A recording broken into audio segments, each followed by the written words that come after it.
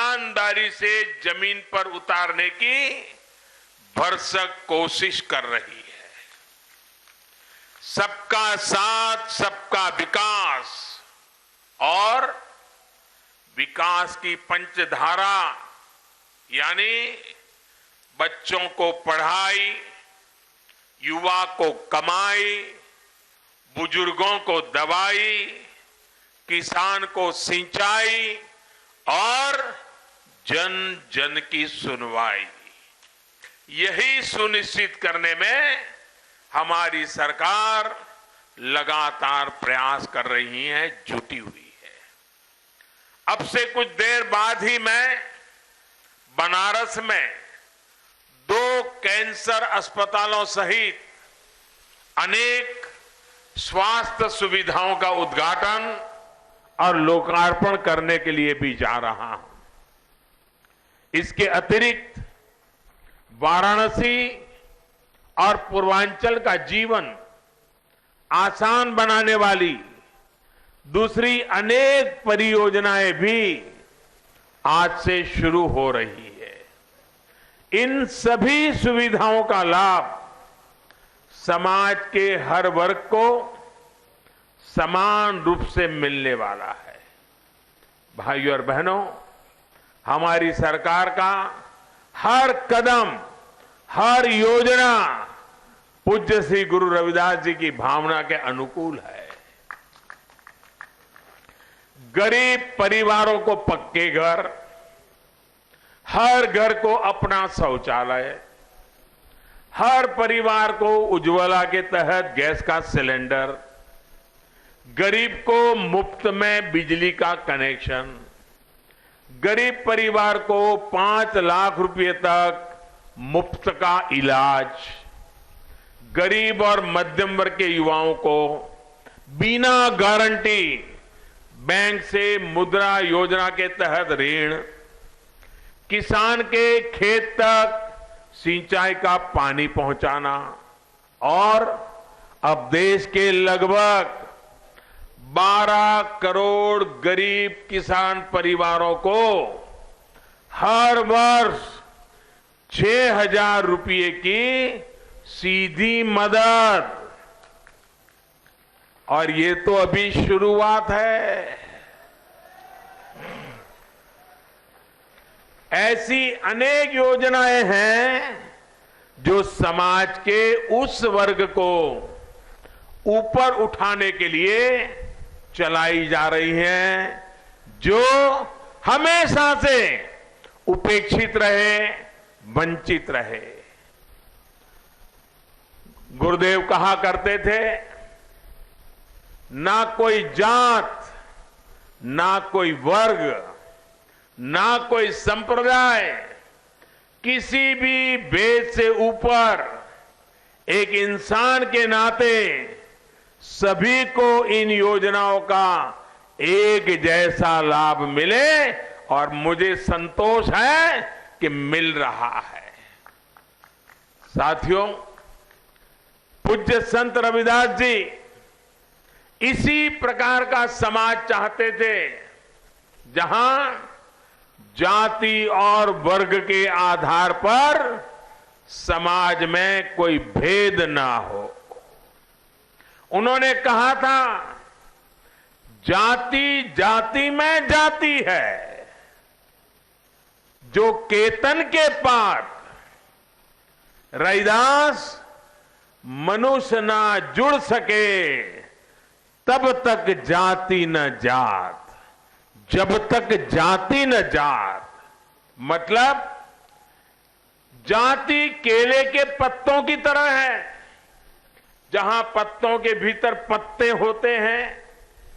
जातियों में भी ढेर सारी जातियां हैं। ऐसे में जब तक जाति के नाम पर किसी से भेदभाव होगा तब तक सभी मनुष्य एक दूसरे से पूरी तरह नहीं जुड़ पाएंगे, सामाजिक समरसता संभव नहीं होगी, सामाजिक एकता संभव नहीं होगी। समाज में समता नहीं आएगी। साथियों, गुरु के दिखाए इस रास्ते पर अगर पूरी ईमानदारी के साथ हम चलते तो आज का भारत जातियों के नाम पर होने वाले अत्याचारों से मुक्त हो चुका होता। लेकिन दुर्भाग्य से ऐसा हो नहीं पाया। भाइयों और बहनों, नया भारत इस स्थिति को बदलने वाला है। हमारे नौजवान साथी जो डिजिटल इंडिया के दौर में, तकनीक के युग में सामाजिक और राजनीतिक व्यवस्था का हिस्सा बन रहे हैं, हम सभी इस स्थिति को बदलने वाले हैं।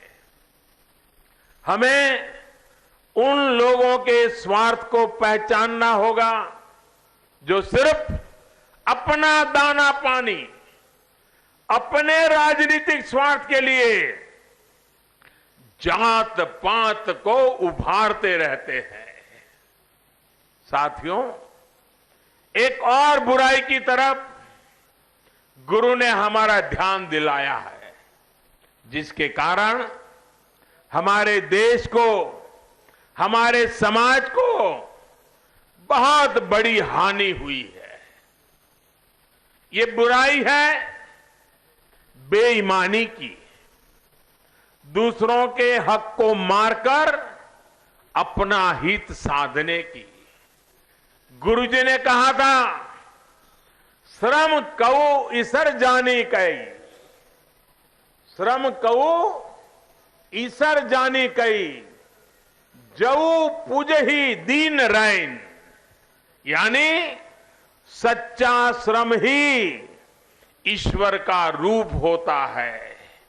ईमानदारी से जो काम किया जाता है, उसकी कमाई से ही जीवन में सुख और शांति मिलती है। गुरु जी की इस भावना को बीते 4.5 वर्ष में हमारे राजनीतिक और सामाजिक संस्कारों में ढालने का प्रयास हमारी सरकार ने किया है। नोटबंदी हो, बेनामी संपत्ति के खिलाफ की जा रही कठोर कार्रवाई हो, या फिर काले धन की प्रवृत्ति के खिलाफ सख्ती से उस प्रवृत्ति को खत्म करने का प्रयास है, जिसको व्यवस्था का हिस्सा बना लिया गया था। भारत में ये सब चलता है। इस तरह की मानसिकता घर कर गई थी। साथियों, संत रविदास जी के आशीर्वाद से नए भारत में बेईमानी के लिए, भ्रष्ट आचरण के लिए कोई स्थान नहीं हो सकता है। जो ईमानदारी से, अपने श्रम से आगे बढ़ना चाहता है, उसके लिए सरकार हर स्तर पर कंधे से कंधा मिला करके खड़ी मिलेगी।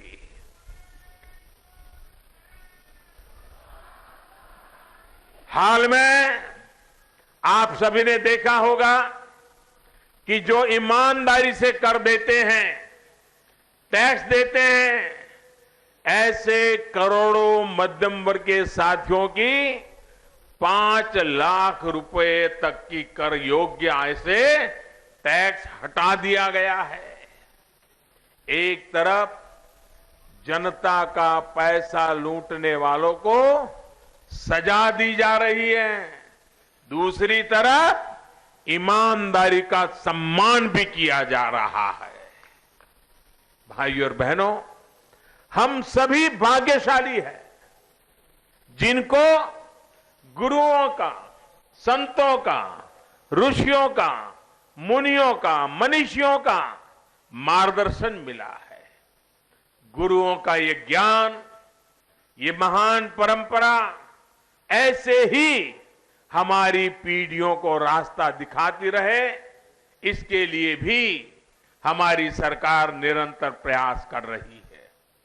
पिछले वर्ष ही मगहर में संत कबीर जी से जुड़े स्मारक की आधारशिला रखने में खुद गया था।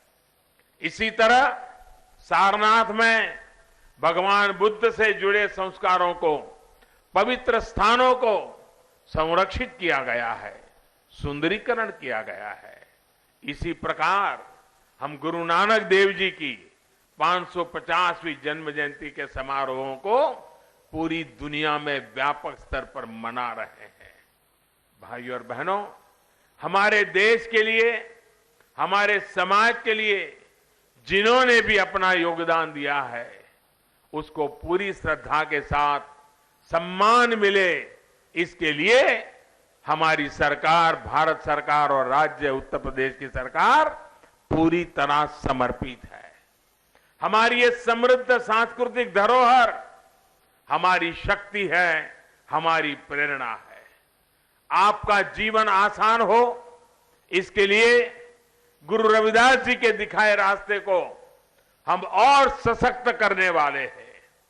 एक बार फिर आप सभी को पूज्य गुरु रविदास जी की जयंती, जन्मस्थली के विस्तारीकरण के प्रोजेक्ट के लिए बहुत बहुत शुभकामनाएं देता हूं।